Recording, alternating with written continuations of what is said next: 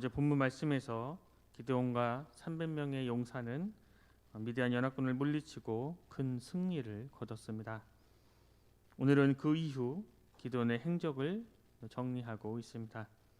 본문 말씀은 크게 두 부분으로 나누어 볼 수 있습니다. 먼저 1절부터 3절 말씀은 미디안과의 전쟁과 관련한 에브라임의 지파의 항의와 기드온의 지혜로운 대응이 기록되어 있습니다. 이어서 4절에서 21절 말씀은 미디안 잔당 토벌에 나선 그 기드온의 원조 요청을 거절한 숙곳과 분위엘 사람들의 완악함과 또 동족의 냉담한 비협조에도 불구하고 하나님을 의지한 기드온의 군대가 미디안의 잔단들을 완전히 섬멸하고 그리고 숙곳과 분위엘 사람들에 대한 기드온이 응진 및 미디안의 두 왕 세바와 살몬나의 처형 등이 기록되어 있습니다. 오늘 본문 말씀 우리 1절 말씀을 함께 읽겠습니다. 우리 1절 말씀입니다. 에브라임 사람들이 기드온에게 이르되 내가 미디안과 싸우러 갈 때에 우리를 부르지 아니하였으니 우리를 이같이 대접함은 어찌 됨이냐 하고 그와 크게 다투는지라. 이스라엘 12지파 중에서 아주 힘이 있는 지파, 아주 거대한 지파 중에 하나였던 에브라임 지파는 뒤늦게 전쟁에 참여했습니다. 그런데 그에 대해서 불평합니다. 전쟁에서 승리한 공로가 온전히 라이벌인 므낫세 지파의 기드온에게 돌아가는 것에 대해서 불만을 품고 분노했습니다. 기드온이 마음에 들지 않는 것입니다. 이 상황에서 기드온은 이렇게 이야기했습니다. 2절 3절 말씀에 기드온이 그들에게 이르되 내가 이제 행한 일이 너희가 한 것에 비교되겠느냐. 에브라임의 끝물 포도가 아비에셀의 만물 포도보다 낫지 아니하냐. 하나님이 미디안의 반백 오렙과 스앱을 너희 손에 넘겨주셨으니 내가 한 일이 어찌 능히 너희가 한 것에 비교되겠느냐 하니라. 기드온이 이 말을 하매 그때에 그들의 노여움이 풀리니라. 므낫세 지파 이 기드온은 자신의 겸손으로 에브라임 지파들의 이 불만들을 잠재웠습니다. 기드온은 예의 바르고 또 지혜롭게 대응합니다. 자신을 낮추고 상대방은 높입니다. 겸손하게 그들을 대했습니다. 굉장히 무례한 행동이었음에도 불구하고 상대의 무례한 태도에 불구하고 싸우지 않고 평화를 추구합니다. 에브라임 도망가는 미디안의 두 장군 오렙과 스앱을 잡았는데 기드온은 에브라임이 한 그 일들을 지켜 세워주며 자신이 한 일과는 비교할 수 없이 대단한 일이라고 그들을 높여줍니다. 기드온의 일어난 겸손은 에브라임의 분노, 그들의 마음을 풀리게 했습니다. 자칫 이스라엘끼리 서로 싸우고 갈라질 수 있는 커다란 문제가 있을 수 있었지만 그런 위험을 기드온이 지혜롭게 겸손한 모습으로 평화적으로 잘 막은 것입니다. 빌립보서에 보면 사도 바울은 마음을 같이하여 같은 사랑을 가지고 뜻을 합하여 한 마음을 품어 아무 일에든지 다툼이나 허영으로 하지 말고 오직 겸손한 마음으로 각각 자기보다 남을 낮게 여기고 각각 자기 일을 돌볼 뿐더러 또한 각각 다른 사람들의 일을 돌보아 나의 기쁨을 충만하게 하라 말씀하고 있습니다. 사도 바울은 복음을 전하러 이방에 나가서 여러 가지 일들을 할 때, 특히 고린도에서 복음을 전할 때에 그는 브리스길라와 아굴라와 함께 일하는데 부부를 높이며 또 하나님을 동역해서 좋은 결과를 얻게 되었습니다. 우리도 어떠한 일을 할 때 우리의 공로만 주장하는 것이 아니라 겸손히 다른 사람들을 높이며 또 그러한 복음들을 사명으로 잘 연결시켜 하나님의 뜻을 이루어 가야 합니다. 하지만 이렇게 우리가 겸손한 모습으로 나가야 하지만 장자 지파인 이 에브라임 지파의 모습은 매우 아쉽고 잘못된 모습입니다. 이스라엘의 지도자적인 자세를 취해야 할 에브라임 지파는 정작 커다란 전쟁 중에는 아무런 역할도 하지 않았습니다.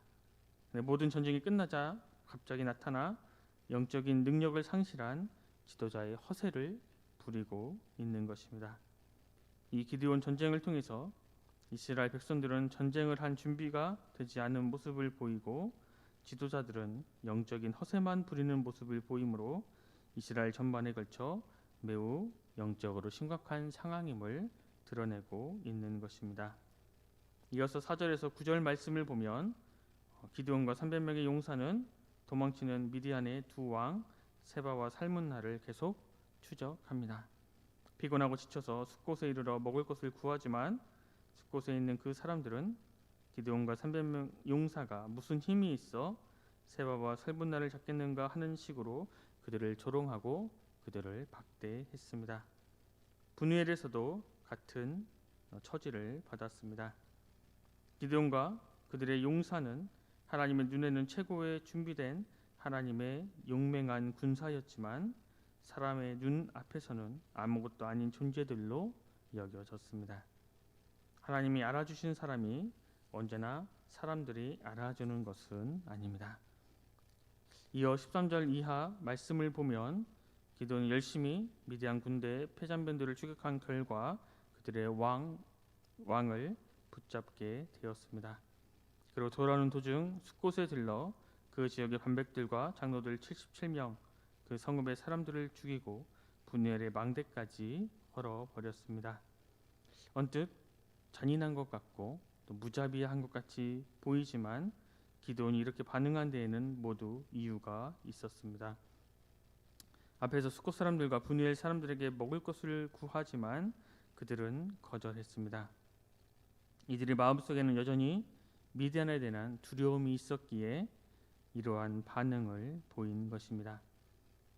혹시라도 미디안이 그 모든 군사력을 다시 회복해 돌아오면 보복을 당할 수 있다고 생각했기 때문입니다.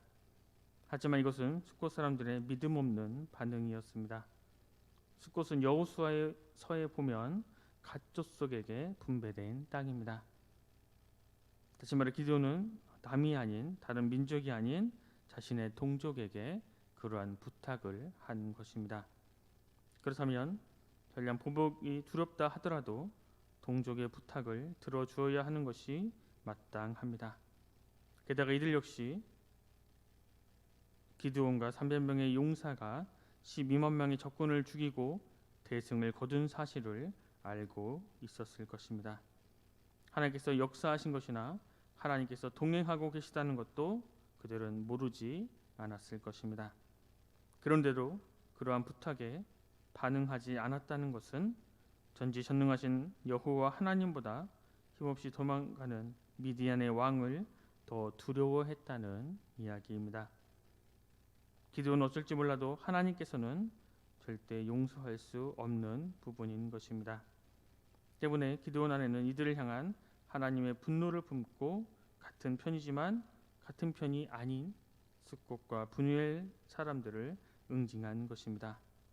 결국 이들은 분별력도 하나님을 경외하는 마음도 없었기에 결국 비참한 결말을 맞이하게 되었습니다.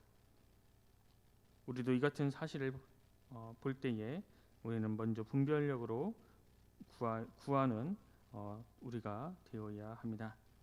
그리고 하나님의 사역에 동참할 수 있는 믿음을 주시도록 우리는 하나님께 간구해야 합니다. 하나님께서는 그분 스스로 친히 택한 사람이 하나님의 일을 감당할 때에 여러 동역자들을 구하게 하십니다. 그때 여러 가지 핑계로 자신에게 위험 부담이 있고 손해를 볼 수도 있다는 생각에 반응하지 않는다면 하나님께로부터 오는 은혜와 축복에서 멀어지게 됩니다. 부흥의 때에 주역이 아닌 주변인으로 남게 되고 심한 경우 하나님의 진노를 사 징계를 받게 되기도 합니다. 우리의 삶에 이와 같은 일이 생겨나지 않게 되기를 또 간절히 소망합니다. 또 하나님의 뜻과 인도하심에 따라 한순간도 지체 없이 움직이던 기드온은 옥에 티를 남겼습니다. 우리 21절 말씀을 함께 읽겠습니다. 21절 말씀입니다. 세바와 살분나가 이르되 내가 일어나 우리를 치라 사람이 어떠하면 그의 힘도 그러하니라 하니 기드온이 일어나 세바와 살분나를 죽이고 그들의 낙타 목에 있던 초승달 장식들을 떼어서 가지니라. 적군의 왕인 세바와 살분나가 타고 다니던 낙타 목에 있던 초승달 장식들을 떼어간 것입니다. 후에 이것은 우상 숭배의 원흉이 되어서 기드온과 그의 집을 올무에 빠지게 합니다. 기드온은 왜 이와 같은 행동을 했습니까? 그것은 그의 아내 자신의 업적을 자랑하고 다른 사람들에게 나를 좀 알아달라고 하는 욕심이 있었기 때문입니다.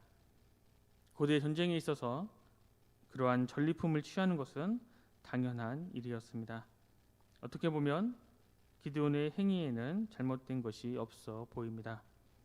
하지만 300명의 병사로 미디안 연합군을 물리친 것은 전혀 기드온의 온전한 능력이 아니었습니다. 어떻게 보면 기드온은 하나님께서 하시는 일에 방해가 되는 인물이었습니다. 그들의 시대적 상황과 기드온의 위치를 고려했을 때 그가 여러 가지 징표를 구하는 것만 안 했어도 최소 며칠 정도는 시간을 단축할 수 있었을 것입니다. 어떻게 보면 기드온은 계속해서 하나님께서 하시는 일에 제동을 거는 것입니다. 우리가 무언가 하나님을 위해 선한 일을 하는 것처럼 보일 때가 있습니다.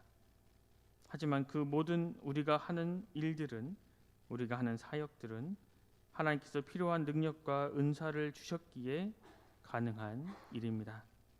우리는 단지 감사하고 또 기쁘고 즐거운 마음으로 우리 자신을 내어 드려야 하는 것입니다. 혹시 우리 안에 인정받고자 하는 마음이 있으십니까? 그 모든 것들을 하나님 앞에서 철저히 깨뜨리고 내려놓아야 합니다. 우리가 인정받기를 포기하고 끊임없이 우리를 하나님 앞에서 낮출 때에 하나님께서는 반드시 우리를 높여주십니다. 그렇게 하나님께서 높여주심으로 우리는 기쁘고 즐거운 마음으로 또 우리가 맡겨진 그 사역들이 우리의 짐이 아니라 하나님께 영광을 올려드리는 감사한 마음으로 감당해 갈 수 있는 것입니다.